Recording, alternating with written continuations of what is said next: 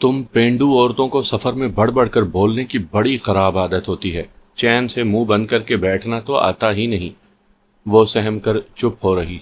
तमाम सफर में ये पहला जुमला उससे मुखातिब करके बोला था और बोलकर पछतावा हो रहा था। पत्तों की चल के पी लेना पानी, अब तेरी खातिर सारी बस रुक रहेगी। मुझे पहले पता होता तो कूलर साथ लेकर चलता। उसने सीट की पुश्त से सर टिकाकर आंखें मूंद ली।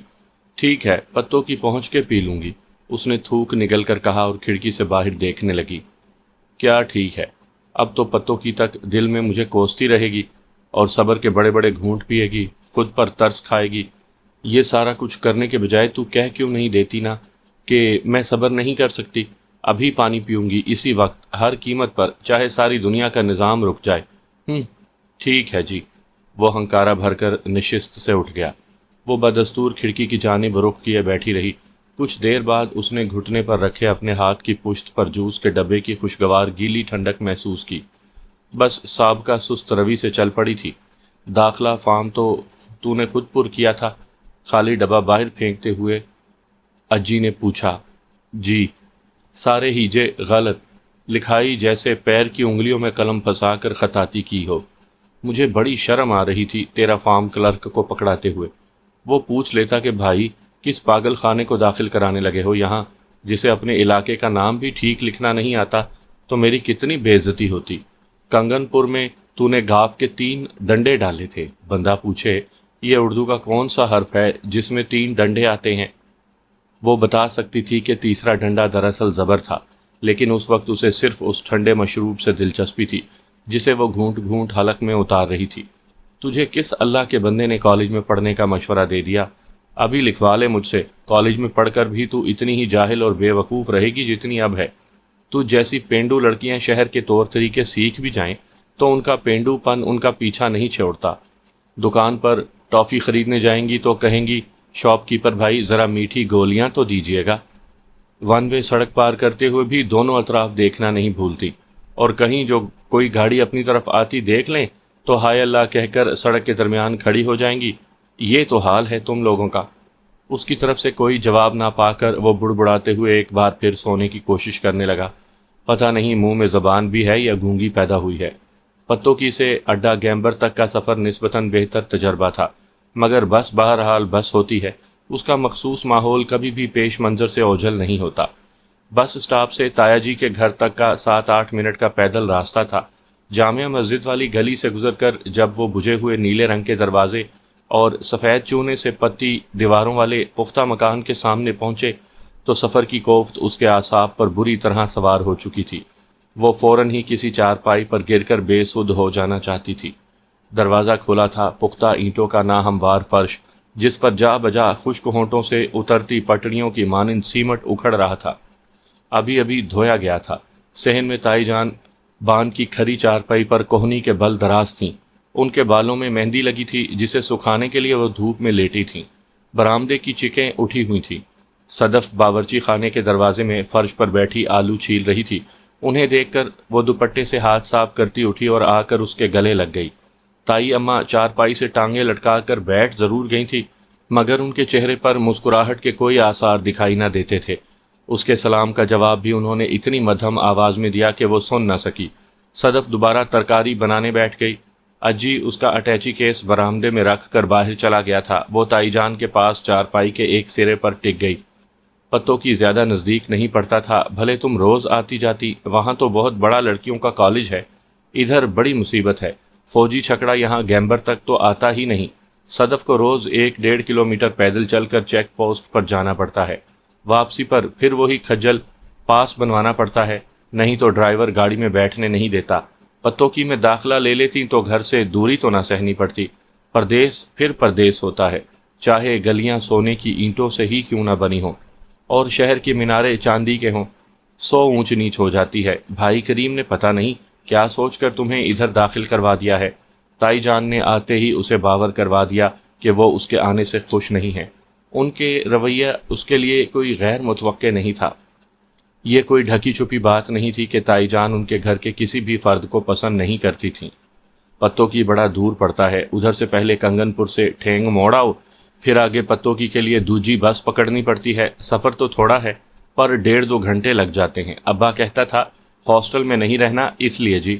وہ جلد از جلد وہاں سے اٹھ جانا چاہتی تھی مگر اس خواہش پر عمل نہیں کر سکتی تھی۔ تائی جان دوبارہ پہلے والے انداز میں لیٹ کر سامنے والی دیوار کو دیکھنے لگی تھی۔ وہ یوں لا تعلق ہو چکی تھیں جیسے وہ وہاں موجود ہی نہ ہوں۔ اس کی سمجھ میں نہیں آ رہا تھا وہ اپنی موجودگی کو کس طرح سے ظاہر کرے۔ صدف نے بھی رسمی سوالوں کے بعد چپ سادھ لی تھی۔ اس وقت اس کی تمام تر توجہ پیازوں اور آلوؤں پر تھی۔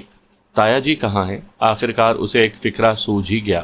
مولوی صاحب کی بچی فوت ہو گئی ہے، جنازے کے ساتھ قبرستان گئے ہیں۔ پھر وہی خاموشی اس کے چاروں اطراف گردش کرنے لگی۔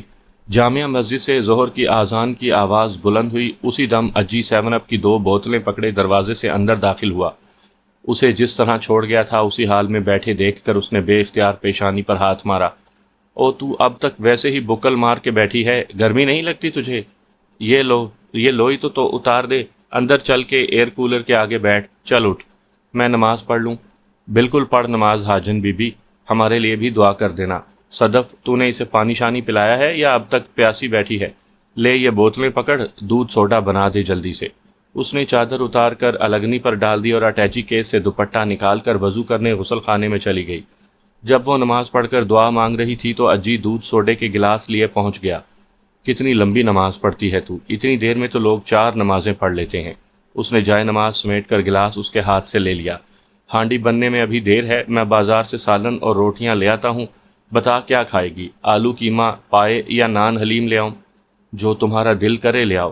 کیوں جی تیری کوئی مرضی نہیں؟ وہ خاموش رہی۔ بتانی پڑتی ہے مرضی، کسی کو کیا پتا اگلے بندے کے دل میں کیا ہے؟ اجی قدرے جھجک کر معنی خیز لہجے میں بولا تھا۔ وہ بلا ضرورت نواڑی پلنگ پر رکھے سرہانے کی شکنیں درست کرنے لگی۔ اب میرے واپس آنے تک اکڑ کے بیٹھی نہ رہنا، ٹھنڈی ہوا میں آرام کر، تھکن اتار لے، میں بس ابھی 2 منٹ میں آتا ہوں۔ جاتے ہوئے وہ ایئر کولر آن کر گیا تھا۔ تھکن سے چور تو وہ تھی ہی، خوشگوار نم ہوا نے اس کے اعصاب کو تھپکنا شروع کیا تو جلد ہی غنودگی طاری ہو گئی۔ بوجھل ذہن میں سفر کے واقعات، اماں ابا اور کنیز کی باتیں، کیسری چوزا، اپنے گھر کے آنگن میں لگے ہوئے سیوتی کے پھول، تائی جان کا کوفت زدہ چہرہ، کالج کی اونچے جوڑے والی میڈمیں، باچھیں پھاڑ کر کہہ لگاتی تیز ترار لڑکیاں، اور کالج کے بڑے بڑے کمرے کسی بار بار ریوائنڈ ہوتی فلم کی طرح دکھائی دے رہے تھے۔ یہاں گزرے ہوئے تھوڑے سے وقت سے ہی اسے بخوبی اندازہ ہو چکا تھا کہ آئندہ کے حالات بہت مشکل ہوں گے۔ ساتھ والے کمرے سے تائی جان اور صدف کے باتیں کرنے کی مدھم اور غیر واضح آوازیں آ رہی تھیں۔ ایئر کولر کی گھوں گھوں اور مغربی دیوار کے ساتھ رکھے ڈیپ فریزر کی دھیمی سرر کسی لوری کی مانند اس پر نیند وارد کر رہی تھی۔ بتدریج مکھیوں کی بھن بھناہٹ میں بدلتی آوازوں نے اسے بہت سی پریشان کن سوچوں سے چھٹکارا دلا دیا۔ اجی کے لوٹنے سے قبل ہی وہ سو چکی تھی۔ وہ بیدار ہوئی تو شام کا اندھیرا پھیل چکا تھا۔ تایا جی گھر آ گئے تھے۔ اسے سخت بھوک لگی تھی لیکن وہ اسے پاس بٹھائے دیر تک باتیں کرتے رہے۔ رات کو اس نے سب کے ساتھ ہی کھانا کھایا تھا۔ تایا جی عشاء کی نماز پڑھنے مسجد گئے تو وہ چارپائیاں بچھانے میں صدف کا ہاتھ بٹانے لگی۔ تائی جان نے دونوں چیخیں گرائیں اور صدف کو مخاطب کر کے بولی، عائشہ کا بستر اندر بڑے کمرے میں بچھا دینا، اس بیچاری کو کہاں عادت ہے ایئر کولر کے آگے سونے کی، کہیں ٹھنڈ ہی نہ لگ جائے۔ ان کے لہجے میں محسوس کیا جانے والا طنز تھا۔ برآمدے میں 5 چارپائیاں آ بھی نہیں سکتی، خواہ مخواہ آنے جانے میں تنگی ہوگی۔ رات کو 2-3 دفعہ تو ضرور جاتے ہیں تمہارے ابو غسل خانے میں، اندھیرے میں چارپائیوں سے ٹھڈے کھاتے پھریں گے۔ وہ خاموشی سے اندر آ کر اسی نواڑی پلنگ پر لیٹ گئی جس پر دوپہر میں سوئی تھی۔ بے شک ان کے گھر میں ایئر کولر نہیں تھا اور ہو سکتا تھا کہ رات کو اسے ٹھنڈ بھی محسوس ہوتی، مگر تائی جان کی بات نے اسے بہت دکھ دیا تھا۔ اس نے سست روی سے اور قدرے ڈول کر گھومتے ہوئے چھت کے پنکھے کو دیر تک گھورتے رہنے کے بعد آنکھیں میچ لیں۔ اسے نیند نہیں آ رہی تھی، کچھ ہی دیر پہلے تو بھرپور نیند لے کر بیدار ہوئی تھی۔ کروٹوں کا ایک طویل سلسلہ اسے پلنگ کے ایک کنارے سے دوسرے کنارے تک منتقل کرنے لگا۔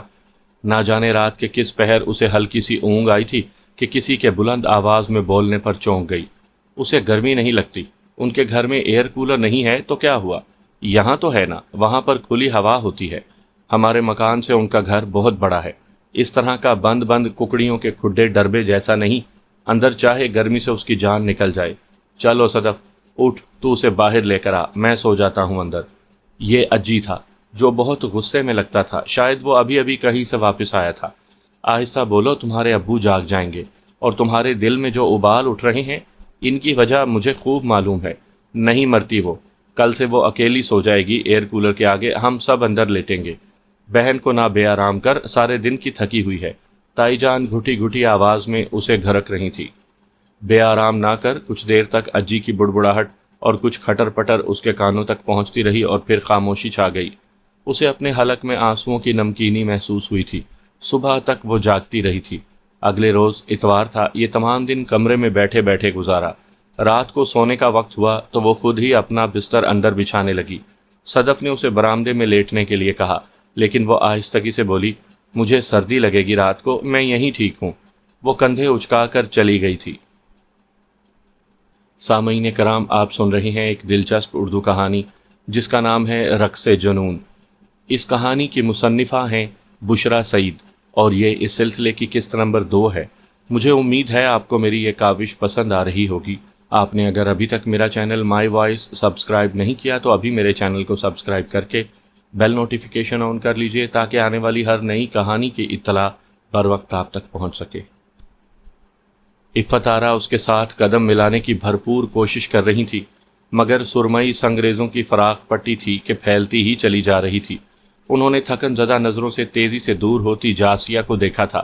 یک لخت وہ رک گئی، شاید اسے احساس ہو گیا تھا کہ وہ بہت پیچھے رہ گئی ہیں۔ امی، اس طرح پاؤں گھسیٹنے سے بہتر تھا آپ واک کرنے کی حامی ہی نہ بھرتی۔ ذرا تیز چلیں، چستی سے موسم کی خوشگواریت کو محسوس کریں۔ مارے باندھے مشقت سمجھ کر واک کریں گی تو کچھ فائدہ نہیں ہوگا، الٹا تھک جائیں گی اور 2-4 روز میں جی بھی اکتا جائے گا۔ اس نے قدموں کی رفتار دھیمی کر دی تھی۔ میرے بائیں ٹخنے میں شدید درد ہو رہا ہے، لگتا ہے جیسے جلتا انگارہ رکھ دیا ہو کسی نے۔ تم نے تو حد ہی کر دی ہے، مجھ میں اتنی سکت کہاں کہ 2-3 کلومیٹر اچھلتے کودتے طے کر لوں۔ تم تو پیچھے ہی دیکھے بنا بھاگی ہی چلی جا رہی ہو۔ میں چاہے سڑک پر ڈھیر ہو جاؤں، تمہیں کوئی پرواہ ہی نہیں۔ واک کرنی ضروری ہے۔ ٹھیک ہے، کر رہے ہیں، پر ایسی بھی کیا آفت آئی ہے کہ سارے علاقے کا گشت کر ڈالا؟ وہ اس کے قریب آتے آتے ہانپنے لگی تھی۔ ان کے لہجے میں ناراضی کو محسوس کر کے جاسیہ مسکرائی۔ بلڈ شوگر آخری حد تک بی بی آپ کا کبھی نارمل نہیں ہوا۔ ہاتھ پاؤں بیٹھے بیٹھے سن ہو جاتے ہیں۔ نمک اور چکنائی کا استعمال آپ کم نہیں کر سکتی؟ چوری چھپے مٹھائی بھی کھا لیتی ہیں، لیکن کبھی کبھار۔ اب واک کرنے سے بھی آپ کا جی گھبراتا ہے تو ٹھیک ہے، مجھے کوئی اعتراض نہیں، لیکن دل گھبرا رہا ہے، سر گھومتا ہے، آنکھوں کے سامنے اندھیرا چھاتا ہے، اس ٹائپ کی شکایتیں مجھے نہ سنایا کریں۔ یہ بیماری تو جان کا روگ ہے، جان جائے گی تو پیچھا چھٹے گا۔ وہ خود کلامی کے انداز میں بڑبڑائیں۔ سڑک دور دور تک ویران نظر آتی تھی۔ خوشگوار خنک ہوا سرکنڈے کے جھاڑوں میں سے گزرتی ہوئی مبہم سرسراہٹیں پیدا کر رہی تھی۔ جب وہ گھر کی طرف جانے والی سڑک پر مڑنے لگیں تو ایک گاڑی مخالف سمت سے آئی اور زن سے ان کے قریب سے گزر گئی۔ انڈیکیٹر تو نہیں جلایا الو کے پٹھے نے، جاسیہ نے ایک پتھر کو پیر سے ٹھوکر لگا کر دانت پیسے۔ ہر گھوڑے گدھے کو پتہ نہیں ڈرائیونگ لائسنس کیسے مل جاتا ہے۔ عفت پھر 10-12 قدم پیچھے رہ گئی تھی۔ وہ خود واپس ان کے پاس چلی گئی۔ کس قدر ویرانی ہے، ساری سڑکیں سنسان پڑی ہیں اور ہم 2 نہتی عورتیں پاگلوں کی طرح بھاگی پھر رہی ہیں۔ کل سے جلدی نکلنا گھر سے، یہ وقت بالکل مناسب نہیں، آج کل حالات بہت خراب ہیں۔ حالات تو کبھی بھی درست نہیں ہوتے، وہ لاپرواہی سے بولی۔ آپ بس کسی بہانے اس مصیبت سے جان چھڑانا چاہتی ہیں۔ ظاہر ہے میں 8 بجے والا ڈرامہ قربان کرنے پر رضامند نہیں ہوں گی۔ آپ کے ہاتھ بہانہ لگ گیا ہے، ویرانی اور حالات کی خرابی والا۔ یہ جھنجٹ تو خود بخود ہی ختم ہوگا۔ عفت نے اچانک ہاتھ اٹھا کر اسے خاموش ہونے کو کہا۔ چپ، مجھے کچھ عجیب سی آواز سنائی دی ہے۔ چند لمحے خاموش رہ کر وہ آس پاس کسی غیر معمولی شے کو محسوس کرنے کی کوشش کرتی رہی، پھر مصنوعی خوف زدگی سے بولی، خواہ مت ڈرائیں مجھے، ویسے آپ کو ڈر کس بات کا ہے؟ میں جو آپ کے ساتھ ہوں، پریشانی کی تو کوئی بات ہے ہی نہیں۔ یہی تو پریشانی کی اصل وجہ ہے، کبھی بھیڑوں کی رکھوالی بھیڑ سے بھی ہوئی ہے؟ اس سڑک کی تینوں لائٹس کئی دنوں سے خراب ہیں، کوئی دھیان ہی نہیں دیتا، چند قدموں کے فاصلے تک کچھ دکھائی نہیں دیتا۔ ان کا جملہ نامکمل رہ گیا۔ ان دونوں کو رک جانا پڑا تھا۔ ان سے چند فٹ دور سڑک کے بائیں کنارے کوئی شخص پہلو کے بل لیٹا ہوا تھا۔ چند لمحوں تک وہ دونوں بالکل ساکت، سانس روکے کھڑی رہیں۔ انہیں لگ رہا تھا جیسے سڑک نے ان کے پاؤں پکڑ لیے ہوں۔ پھر جاسیہ نے اپنے بازو پر عفت کی لرزتی گرفت کو محسوس کیا تھا۔ وہ اسے پچھلی سمت میں کھینچ رہی تھی۔ بنا کوئی آہٹ پیدا کیے وہ الٹے قدموں اس مقام سے دور ہٹنے لگیں۔ Please help me, for God sake, اس شخص نے کراہ کر پکارا تھا۔ اب وہ زمین سے اٹھنے کی کوشش کر رہا تھا۔ جاسیہ کی ریڑھ کی ہڈی میں برفیلی کپکپاہٹ دوڑ گئی۔ حلق سے نکلتی چیخ کو بمشکل دبا کر وہ پوری قوت سے بھاگ پڑی۔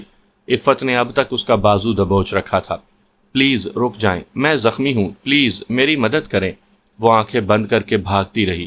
کچھ دیر کے لیے وہ یہ بھی فراموش کر بیٹھی کہ امی اس کے ساتھ تھیں۔ میں کوئی چور ڈاکو نہیں ہوں، پلیز میری بات سنیں، ڈریں مت۔ پہلی بار اسے محسوس ہوا کہ وہ شخص تکلیف میں تھا۔ سڑک کے موڑ پر رک کر وہ کچھ دیر سانس درست کرتی رہی۔ عفت بھی گرتی پڑتی اس کے پاس پہنچ گئی تھی۔ رکو مت، بھاگو، کہیں اس آدمی کے پاس پسٹل وغیرہ نہ ہو۔ عفت نے اسے اپنے ساتھ گھسیٹنا چاہا لیکن وہ تھمی رہی۔ تم کون ہو؟ ہم کیسے یقین کر لیں کہ تم ہمیں کوئی نقصان نہیں پہنچاؤ گے؟ اس نے چلا کر پوچھا تو عفت نے بے اختیار اس کے منہ پر ہاتھ رکھ دیا۔ کیا کر رہی ہو؟ اس طرح فریب دے کر لوگ وارداتیں کرتے ہیں، پاگل ہو گئی ہو؟ ان کی آواز میں کپکپاہٹ تھی۔ مجھے کیا معلوم، آپ کیسے یقین کریں گی؟ نہ بھی کریں تو کوئی بات نہیں، میں خود ہی۔ آپ کے ساتھ کیا حادثہ پیش آیا ہے؟ اس کی طرف سے خاموشی چھائی رہی۔ اچھا میں آ رہی ہوں۔ وہ اب بھی خاموش تھا۔ اس نے آگے بڑھنے کے لیے قدم اٹھایا تو عفت اس کے ساتھ یوں چمٹ گئی جیسے اسے گود میں اٹھانا چاہتی ہو۔ خبردار، میں تمہیں جانے نہیں دوں گی، تمہارا دماغ خراب ہو گیا ہے۔ امی، شاید وہ بے ہوش ہو گیا ہے، پتہ نہیں کس قدر گہرے زخم ہو سکتا ہے وہ گاڑی والا اسے ٹکر مار گیا ہو جو اندھوں کی طرح ڈرائیو کر رہا تھا۔ اس نے زبردستی خود کو ان کی گرفت سے چھڑایا۔ محتاط قدموں سے چلتی ہوئی وہ دوبارہ اس جگہ پہنچی تو وہ شخص سڑک سے ذرا ہٹ کر ایک بڑے درخت کے تنے سے ٹیک لگائے بیٹھا تھا۔ اس کا دل اب بھی غیر معمولی رفتار سے دھڑک رہا تھا اور اس کے قریب جاتے ہوئے وہ خوف محسوس کر رہی تھی۔ میں سمجھی شاید آپ بے ہوش ہو گئے ہیں۔ آواز کے ارتعاش کو چھپانے میں وہ پوری طرح کامیاب نہیں ہوئی تھی۔ وہ چپ رہا تھا۔ آپ کا ایکسیڈنٹ ہوا ہے؟ وہ پھر بھی کچھ نہیں بولا۔ اس کی خاموشی سے جاسیہ کا دل ہولنے لگا۔ اس کا جی چاہ رہا تھا کہ ایک بار پھر سر پٹ دوڑ پڑے اور پیچھے مڑ کر بھی نہ دیکھے۔ ایک بڑے پتھر پر نظر پڑتے ہی اس نے غیر محسوس انداز میں جھک کر پتھر اٹھا لیا اور ڈرتے ڈرتے 2 قدم اٹھا کر اس کے مزید قریب ہوئی۔ ہاں بالکل ٹھیک ہے، یہ پتھر میرے سر میں مار دیجئے، جو کسر رہ گئی ہے آپ پوری کر لیں۔ اس کے اس طرح اچانک چلانے پر جاسیہ اچھل کر پیچھے ہٹی تھی۔ مجھے آپ کی مدد کی ضرورت نہیں ہے، آپ پلیز یہاں سے چلی جائیں۔ وہ سخت جھنجھلایا ہوا لگتا تھا۔ آئی ایم سوری، دراصل میں اور امی آپ کو سڑک کے کنارے لیٹے دیکھ کر بہت خوف زدہ ہو گئی تھی۔ وہ گھٹنوں کے بل اس کے قریب بیٹھتے ہوئے بولی۔ آپ کو کیا ہوا ہے؟ آپ کہہ رہے تھے آپ زخمی ہیں۔ میں غلط نہیں کہہ رہا تھا، میرا بازو چیر کر رکھ دیا، چاقو تھا اس کے پاس۔ اندھیرے میں بھی وہ اس کے چہرے پر سخت تکلیف کے تاثرات دیکھ سکتی تھی۔ اس نے ایک ہاتھ سختی سے بازو پر جما رکھا تھا۔ وہ کسی گہرے رنگ کی قمیض پہنے ہوئے تھا، اس لیے فوری طور پر زخم کی جگہ کا اندازہ نہیں کر سکی۔ یہاں زخم لگا ہے؟ اس کے بازو کی طرف اشارہ کر کے اس نے اونی شال کندھوں سے اتاری۔ میں یہ دوپٹہ باندھ دیتی ہوں، پھر آپ ہمارے گھر چلیے گا، یہاں اندھیرے میں تو کچھ نظر ہی نہیں آ رہا۔ جاسیہ، امی کی آواز کا کوئی جواب دیے بنا وہ شال کو اس جگہ سے کچھ اوپر باندھنے لگی تھی جہاں اس نے ہاتھ رکھا ہوا تھا۔ 2 مضبوط گانٹھیں دے کر وہ اسے سہارا دے کر اٹھانے لگی۔ امی، آپ وہاں کھڑی کیا کر رہی ہیں؟ ادھر آ کر میری مدد کریں۔ اس کے لمبے چوڑے وجود کا ذرا سا بوجھ پڑنے سے ہی وہ دوہری ہو گئی تھی۔ وہ دانت پر دانت جمائے قدرے لڑکھڑاتا ہوا سڑک تک پہنچا اور اس کے کندھے سے ہاتھ اٹھا کر بولا، میں خود چل سکتا ہوں۔ گھر پہنچنے تک ان تینوں میں سے کسی نے مزید کوئی بات نہیں کی تھی۔ امی کی خاموشی کا مفہوم وہ سمجھتی تھی لیکن فی الحال اس بارے میں سوچنا نہیں چاہتی تھی۔ امی، آپ جا کر مبشر کو بلا لائیں، وہ کلینک سے آ چکا ہوگا، میں اتنی دیر میں زخم دھو دیتی ہوں۔ انہوں نے کی ہول میں چابی گھما کر دروازہ ایک جھٹکے سے اندر دھکیلا اور اسے فہمائشی نگاہوں سے گھورتے ہوئے گویا بادل نخواستہ پلٹ گئیں۔ روشنی میں اس نے پہلی بار اس اجنبی کا چہرہ دیکھا تو بہت دیر تک نظریں نہیں ہٹا سکی۔ اس نے اتنا خوبصورت چہرہ آج سے پہلے کبھی نہیں دیکھا تھا۔ اس کے نقوش کسی دیوتا کی تمکنت لیے ہوئے تھے۔ وہ شاید کوئی نشہ کرنے والا تھا۔ میرا والیٹ لے گیا، اگر وہ نہ بولتا تو شاید کچھ دیر اور اس کی محویت نہ ٹوٹتی۔ میری گاڑی یہاں سے کچھ دور خراب ہو گئی تھی، میں اس علاقے سے اچھی طرح واقف نہیں ہوں، بس اچانک ہی کسی درخت کے پیچھے سے نکل کر اس نے مجھ پر حملہ کر دیا۔ وہ نکاہت بھرے لہجے میں ٹوٹی پھوٹی تفصیل بتانے لگا۔ اس کی بھوری قمیض کی آستین خون سے بھیگی ہوئی تھی، پینٹ پر بھی گھٹنے تک خون کے دھبے نظر آ رہے تھے۔ جاسیہ کچھ کہے بغیر تیزی سے کچن میں چلی آئی۔ بڑی عجلت میں اس نے بینڈیج کا رول تلاش کیا، چھوٹے ٹب میں گرم پانی بھرا اور ڈیٹول کے چند قطرے ڈال کر بھاگتی ہوئی واپس آ گئی۔ وہ اس کا چہرہ ایک بار پھر دیکھنا چاہتی تھی۔ وہ آستین ہٹا کر زخم کا جائزہ لے رہا تھا۔ زخم گہرا تھا یا ہلکا وہ نہ جان سکی۔ اس کا بازو صاف کرتے ہوئے اس نے ایک لمحے کے لیے بھی اس کے چہرے سے نظر نہیں ہٹائی تھی۔ اس کی ساری توجہ زخم کی جانب تھی، اس لیے جاسیہ کو براہ راست اس کی طرف دیکھنے میں کوئی دشواری پیش نہیں آئی۔ آپ نے اپنا نام ابھی تک نہیں بتایا؟ اس کے بازو پر بینڈیج لپیٹتے ہوئے اس نے پوچھا۔ اونیل جان۔ نہ جانے کیوں اس کا نام سن کر اسے دھچکا سا لگا تھا۔ آپ مسلم ہیں؟ جی نہیں، میں کرسچن ہوں۔ ایک لمحے کے لیے اس نے اپنے دل کو رکتے ہوئے پایا تھا۔ وہ خاموشی سے اس کے سامنے صوفے پر بیٹھ گئی۔ وہ صوفے پر نیم دراز ہو کر آنکھیں موند چکا تھا۔ اگلے چند لمحوں میں اس نے ہر اس چیز پر نگاہیں جمانے کی کوشش کی تھی جو اس کے ارد گرد موجود تھی، گلدانوں پر، کھڑکیوں کے پردوں پر، چھت کے ساکت پنکھوں پر، گرتے ہوئے چونے والی دیواروں پر، اپنے ہاتھوں کی انگلیوں پر، مگر ہر بار وہ ناکام رہی۔ ہر بار غیر محسوس طریقے سے اس کی نظریں اونیل کے چہرے پر رینگ جاتی۔ عفت اکیلی ہی واپس آئی تھی۔ مبشر ابھی کلینک سے نہیں لوٹا تھا۔ انہوں نے فون پر اسے آنے کے لیے کہہ دیا تھا۔ آنٹی آپ کا بہت شکریہ، میں اب خاصا بہتر محسوس کر رہا ہوں۔ خون تو رک ہی گیا ہے، زیادہ گہرا زخم نہیں ہے۔ اس نے سرخ ہوتی ہوئی پٹی کو ایک نظر دیکھا۔ میں چلا جاؤں گا، مجھے ذرا گائیڈ کر دیجئے۔ وین کہاں سے ملے گی؟ ہمارے گھر کے بائیں طرف جو سڑک ہے اس پر سیدھے چلے جاؤ، ایک لین چھوڑ کر چوراہا آئے گا، وہاں سے ویگن مل جائے گی۔ انہوں نے مروتاً بھی اسے رکنے کے لیے نہیں کہا تھا۔ آپ کو میری وجہ سے بہت زحمت ہوئی۔ وہ اٹھ کر کھڑا ہوا تو جاسیہ بے اختیار بول پڑی۔ مبشر بس آتا ہوگا، وہ آپ کو بائک پر چھوڑ آئے گا، اور ضرورت ہوئی تو کلینک بھی۔ مبشر کی بائک خراب ہے، عفت نے اس کی بات کاٹ دی تھی۔ اونیل ہونٹ بھینچے بیرونی دروازے کی طرف بڑھ گیا۔ جاسیہ کی سمجھ میں نہیں آ رہا تھا وہ کیسے اسے روک لے۔ اگر امی اتنی سرد مہری سے پیش نہ آتی تو وہ کچھ دیر اور اسے دیکھ سکتی تھی۔ معلوم نہیں وہ دوبارہ کبھی ملے گا بھی یا نہیں۔ اچانک ایک خیال آنے پر وہ بھاگتی ہوئی دوسرے کمرے میں گئی اور پھر اسی رفتار سے اونیل کے پیچھے باہر نکل گئی۔ عفت نے اسے روکنے کے لیے آواز دی تھی مگر اس نے انسنی کر دی تھی۔ یہ لے لیجئے۔ وہ رک کر مڑا تھا۔ جاسیہ کے ہاتھ میں کچھ روپے تھے۔ آپ کو پیسوں کی ضرورت ہوگی، یہ رکھ لیں۔ اونیل نے جھجکتے ہوئے اس کے ہاتھ سے روپے لے لیے۔ مجھے تو یاد ہی نہیں رہا تھا کہ میرے پاس ویگن کے کرائے کے لیے بھی پیسے نہیں۔ وہ ساکت پلکوں کے ساتھ اسے دیکھتی رہی۔ جب تک وہ نظر آتا رہا وہ وہیں کھڑی رہی۔ اس کے عقب میں قدموں کی آہٹ ہوئی تو وہ اندر جانے کے لیے مڑی۔ امی کے ماتھے کی شکنیں ان کی خفگی کی غماز تھیں۔ اندر آتے ہی وہ اس پر برس پڑی۔ بے وقوفی کی کوئی حد ہوتی ہے۔ مبشر کو بلا لائیں۔ میں پاگل تھی جو اسے فون کرتی، سارے محلے میں مشہوری کر دیتا وہ۔ پرکا کو ابنانا لوگوں کو خوب آتا ہے۔ کیا کیا کہانیاں بنتی، کچھ اندازہ ہے تمہیں؟ میں نے ساری زندگی محتاط رہ کر گزاری ہے۔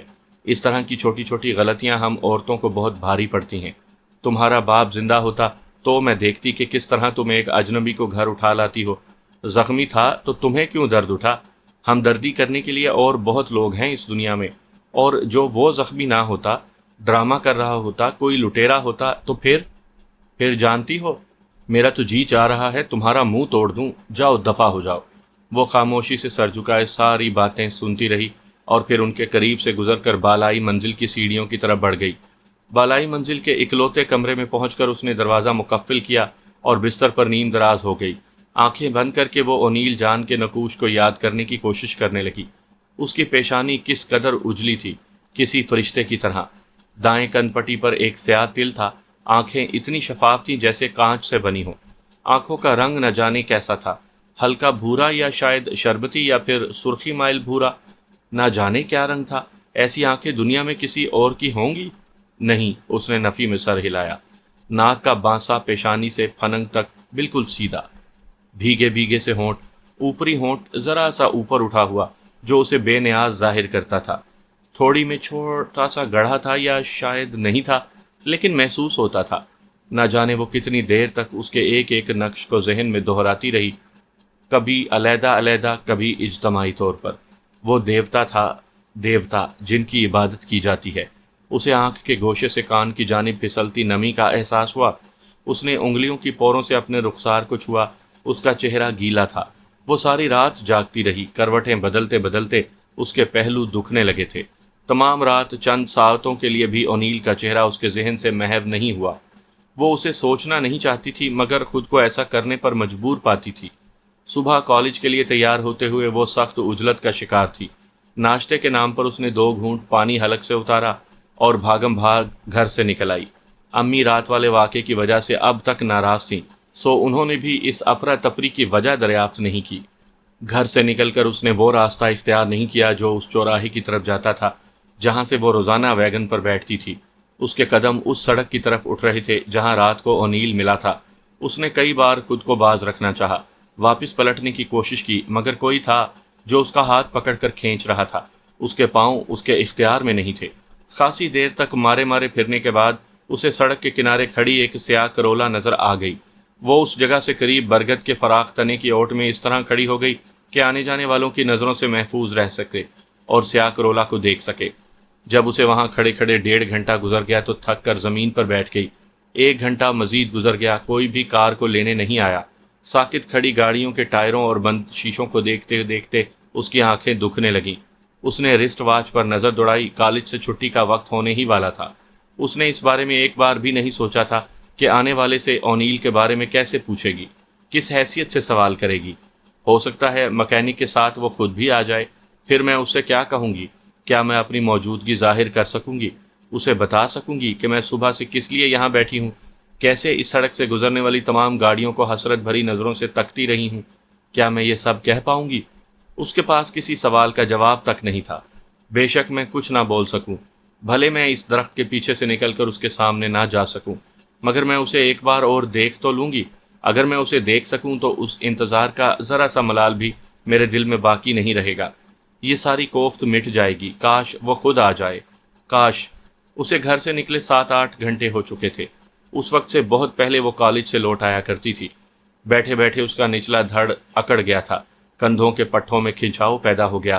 کئی بار وہ واپس جانے کے ارادے سے اٹھی، مگر چند قدم چل کر پھر وہیں آن بیٹھی۔ کچھ دیر اور، شاید اب کوئی آ جائے۔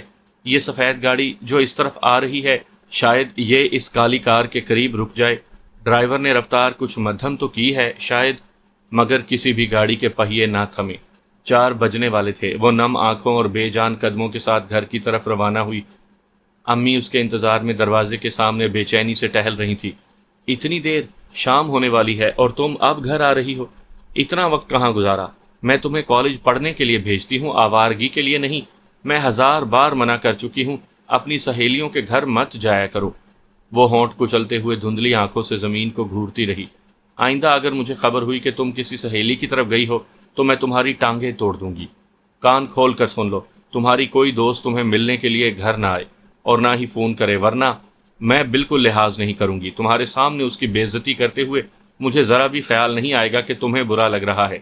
اسکول کالج کی دوستیاں وہیں تک ہوتی ہیں، چھٹی کے بعد سب اپنے اپنے گھروں کو آتے ہیں۔ دوسروں کے گھروں پہ نہیں چل پڑتے منہ اٹھا کر۔ ماں باپ بیچارے چاہے پریشانی سے مر جائیں، ذلیل اولاد کو کوئی دکھ نہیں ہوتا۔ انہیں ہمیشہ ہی اس طرح بے تحاشا غصہ آتا تھا۔ جاسیہ نے شولڈر بیگ وہیں فرش پر پٹخا اور تند آواز میں بولی، آپ کو صرف تقریر کرنا آتی ہے، ہمدردی کرنا نہیں آتا۔ محبت کرنے، توجہ دینے کا ڈھنگ آپ کو بالکل معلوم نہیں۔ آپ ٹیچر ہیں نا، اسکول میں بھی تقریریں جھاڑتی ہیں، گھر میں بھی لیکچر دیتی ہیں۔ میں دیر سے آئی ہوں، آپ نے ایک بار بھی یہ جاننے کی زحمت نہیں کی کہ ایسا کیوں ہوا۔ آپ نے گھر بیٹھے بیٹھے طے کر لیا کہ میں آوارہ ہوں۔ آپ کا اندازہ تو غلط ہو ہی نہیں سکتا، آپ تو غیب دان ہیں۔ مجھ سے کبھی پوچھا آپ نے کہ ویگنوں میں دھکے کھاتے ہوئے میں کیسا محسوس کرتی ہوں؟ جب دیر تک ویگن کے انتظار میں کھڑی رہتی ہوں، لوگوں کے فکرے، غلیظ اشارے برداشت کرتی ہوں، تو مجھے کیسا لگتا ہے؟ کوئی کندھے سے کندھا ٹکرا کر گزرنے کی کوشش کرتا ہے، کوئی چٹکی بھرنے کی کوشش کرتا ہے، کوئی آنکھوں سے نگلنا چاہتا ہے۔ یہ سب بہت دلچسپ ہوتا ہے، میں بہت محظوظ ہوتی ہوں۔ وہ رونے لگی تھی۔ آپ نے مجھے دروازے سے اندر گھسنے نہیں دیا اور اعلان کر دیا کہ میں آوارہ ہوں۔ آپ نے مجھ سے پوچھا کہ اتنی دیر سے آئی ہو، تمہیں پیاس لگ رہی ہوگی۔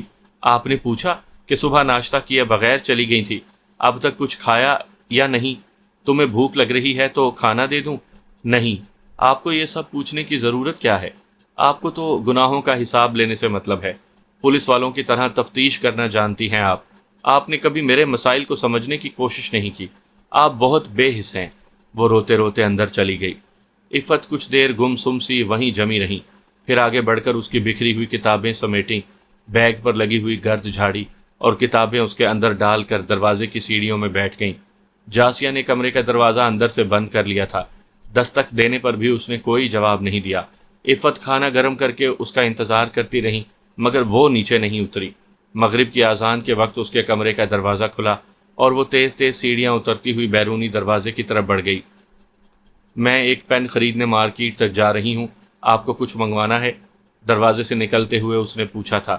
اس کی متورم آنکھیں اور سرخ ناک بتا رہی تھی کہ وہ دیر تک روتی رہی ہے۔ عفت کہنا چاہتی تھی کہ باہر سرد ہوا چل رہی ہے، گرم جرابیں اور جوگرز پہن کر جاؤ، لیکن خاموشی سے اسے جاتے ہوئے دیکھتی نہیں۔